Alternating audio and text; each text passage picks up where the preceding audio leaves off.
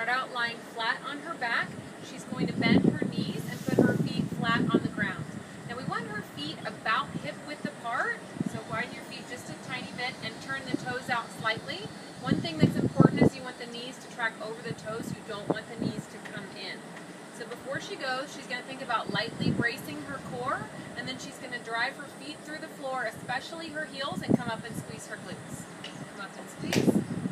Good. Hold for a few seconds. Squeeze her glutes as hard as she can, like she's holding a $100 bill in there, and come back down. Nice and slow and controlled. And come up again.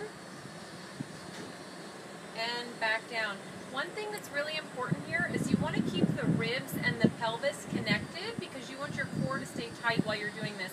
So if you're someone who has a tendency to hyperextend at the top, so this hyperextension is not good, so come on down. If you have a tendency to do that, what I'm going to have you do is take a big deep breath in through your nose, blow your air out, and think about getting your rib cage down and bracing your core as if you're preparing to be punched in the stomach. Hold that brace and then come up and squeeze. And as you'll see, her ribs and her pelvis are much more connected. She's getting pure hip extension and not arching her back. So give me one more like that, Alison. Perfect. Come back down. And again, the whole time you're going to be squeezing your glutes as hard as you can. This is one of those exercises where you can look like you're performing it correctly, but if you're not squeezing really hard, you're not getting everything out of it. So this is the basic glute bridge. There are a couple ways that you can make it more challenging. One is to actually put a ball between your knees. This is going to work the inner thighs. You're working hip adduction here. So you're working in here. So she's going to go again, squeeze the ball, come up and squeeze her glutes. Hold it for a few seconds, squeezing as tight as you can, and come back down, keeping all of the ribs and the pelvis connected. Give us one more rep like that. Perfect. And the next is going to work on hip abduction. So this is going to go around the knees, or right below them. There you go.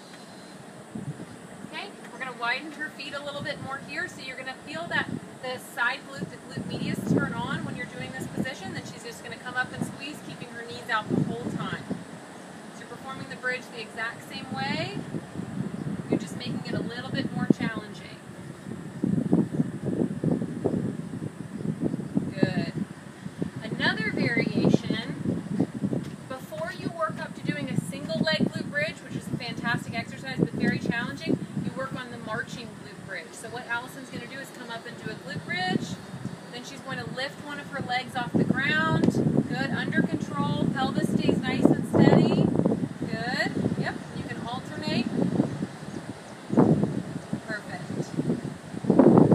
And just do as many reps as you can keep this nice and stable. If you find yourself starting to wobble or starting to lose that tension, you can come down and come back up and